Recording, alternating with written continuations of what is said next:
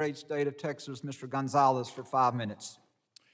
Thank you, Chairman Guest. Appreciate your leadership on this. Thank you, everybody, for testifying before us. It's good to see you, John. I didn't even know you owned a suit. It's great to see you up here and not in the field. I represent 2/3 of the Texas-Mexico border. A lot of the places that people talk about, we live it. Del Rio with the Haitians under the bridge, we lived that. Eagle Pass, thousands of people, we lived that. When these IAs rushed the bridge in El Paso, also in the district. But I want to start with one thing in particular that I don't think gets enough coverage. And I want to start with Ms. Reese. And this is a very simple question. Where are the children? There are reports of hundreds of thousands of children that are missing. Regardless of their legal status, where are the children?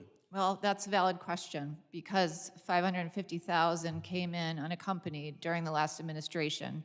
And HHS was so overwhelmed, treated them basically like widgets on an assembly line and turned them over to unvetted sponsors. And so then HHS lost track of so many of them. And unfortunately, some were subjected to sex trafficking, child labor, and God knows what else, but they need to be found. I agree with you, and I think this is an area that the president, working with Congress, we're going to have to work really hard to find these children. No one else is going to advocate for them.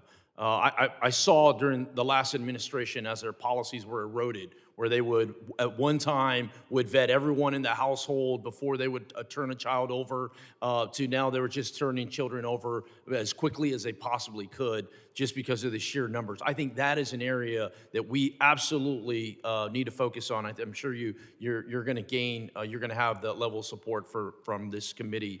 My next question is to Mr. Blair. How can President Trump and Congress best tackle rounding up and deporting the hundreds of thousands of convicted criminal illegal aliens loose in our country? Thank you, sir. That's a great question. The best way to do so is working as a multi-jurisdictional, multi-agency plan through your local, state, and county law enforcement. It's those law enforcement agents or officers that are in the communities. They know the communities. They know the criminality or the criminal elements within their communities.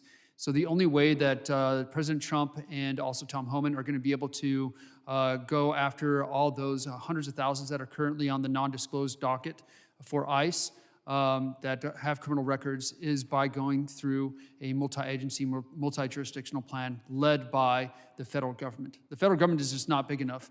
Federal agencies are not large enough. And so they're going to have to go through that all the way down to the local level.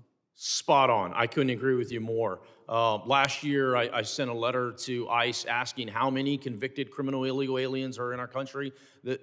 One, I was shocked I got a response back. But even more shocking was the fact that it was 662,000. That is a large number. And to your point, the only way we're going to accomplish this is if we all are in the same boat, paddling in the same direction.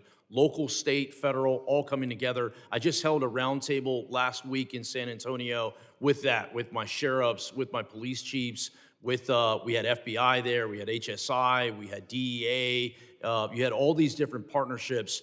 And you've already seen some of the successes that President Trump has been able to, and his administration has been able to accomplish in Houston and throughout the country. But to your point, I think you're spot on. We have to do more. And the only way we do this is if we all pull our resources together to get these. Once again, I'm not talking about somebody that is here waiting their court case. I'm talking someone that's a convicted criminal illegal alien to the tune of 600,000. My next question is to you, John. It's pretty simple. I mean, you're on the ground, you're in the field. What is the pulse of the Border Patrol agents on the ground after President Trump has initiated these policy changes? Well, they're doing the job that they were trained to do, so obviously they're happy about that. There are a lot of different policies that are being challenged in court, so we're day-to-day, things are changing in terms of what rules are supposed to be followed, so that's been a little confusing, but ultimately they're glad to be back to work doing the job that we were doing, at least during the first Trump administration. So it's completely different than what it was in the last 4 years.